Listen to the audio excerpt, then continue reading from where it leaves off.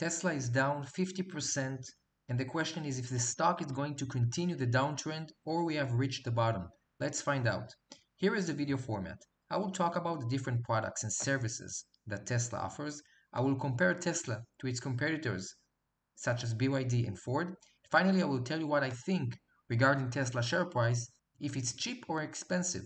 Everything I say over here is not financial advice. I'm just sharing my point of view, so make sure you do your own research. So unlike other car manufacturers, BYD and Ford, Tesla doesn't sell just cars. In addition to cars, they also sell energy products such as solar panels, solar roofs. They also sell energy storage solutions such as home battery system that stores solar energy for backup power. And they also have other scalable energy storage solutions for commercial and utility applications. They also sell software. Tesla offers FSD, which is full service driving, as a monthly subscription instead of one-time purchase. This includes features like navigation and autopilot, auto lane change, auto park, and more features. Also, they offer a subscription that provides features like live traffic visualization, satellite view maps, and car music streaming. That's just two of the use cases of software that Tesla sells, but they have other use cases. In addition, they have supercharger network that they also generate revenue from that. They have a global network of fast charging stations designed to reduce charging time for Tesla owners. And in addition to that, they also have products and services that they are planning to sell in the next 12 months that might change the picture. For example, they have Optimus, which is a robot that Elon Musk is planning to sell in the near future that is going to cost $20 to $30,000, and they might start selling it already in 2025 or in 2026. Also, he's talking about starting to sell a lower cost electric vehicle, which will cost around $25,000, and by that he's aiming to increase the EV accessibility for people that can't afford themselves the premium models of Tesla. Alright, so now that we know that Tesla offers many services and products and not just cars, let's break down how much money they make from each product and service they sell. So we can divide all of those products and services to three groups. The first group is automotive revenue, which is revenue that comes from selling cars. The second group is energy generation and storage, and the third group is revenue that comes from services such as insurance service or software that they sell. So first we can see that the revenue from automotive was $27 billion back in 2020, and it went up to $82 billion by 2023. We can see a first decline in the past 5 years in the previous year, because in 2024 we can see that revenue dropped to $77 billion. Now there are several factors that might have caused the revenue to drop between the years 2023 to 2024. Some of the reasons are related to competition, to some problems with manufacturing. For example, the Gigafactory in Berlin had an arson attack, and that made to a decrease in the output. Also, there are some criticisms about Tesla that their vehicles had become outdated with no new affordable models that can attract more customers. Now, if we're going to have a look on the gross margin, we can see that in 2020, the gross margin from sales of cars only was 25%, and it keeps decreasing every single year. In 2024, it was 18%.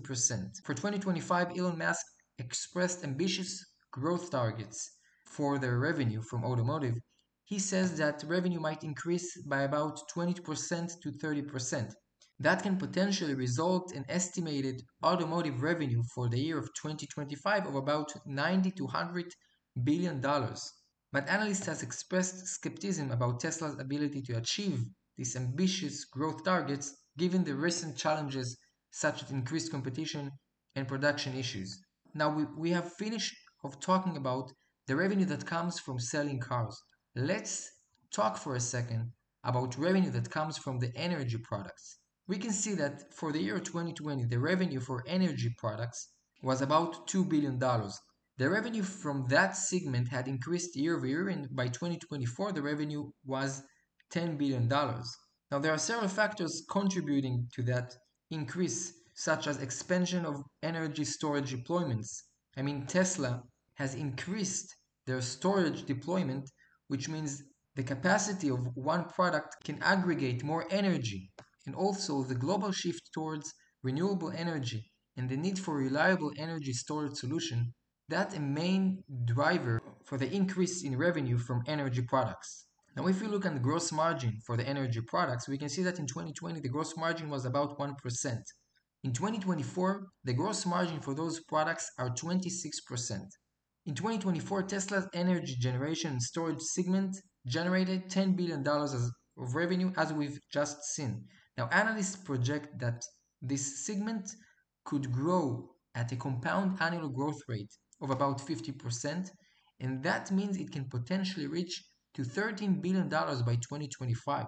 Now, I've made a quick comparison between Ford, BYD, and Tesla. For example, you can see that gross margin for Ford is 8%, for BYD is 20%, and for Tesla is 17%. Now, when it comes to price to sales ratio, Tesla has almost 9 price to sales ratio, while BYD and Ford has 1.5 and 0.2 price to sales, which is significantly lower than Tesla. Now, when we look at the sales growth between 23 to 24 for each company, for example, Ford had 5% increase and Tesla had only 1%. Now, when it comes to revenue, Ford is leading the way with $200 billion. After that, BYD is estimated to reach around $100 billion for the year of 2024, and Tesla reached around $100 billion.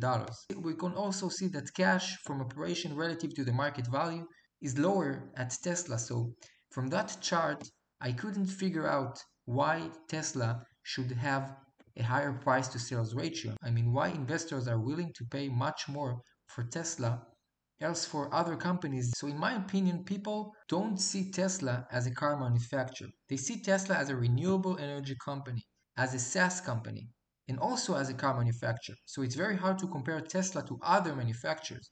And it's very hard to say that Tesla should get the same price to sales ratio and the same valuation as other traditional car companies. From where I see it, Tesla is a company that has a lot of potential, even though they have grown to $1 trillion company, they still have much more potential. I believe that in the next 5 years, Tesla is going to grow furthermore. I hope you enjoyed the video. I will see you in the next one.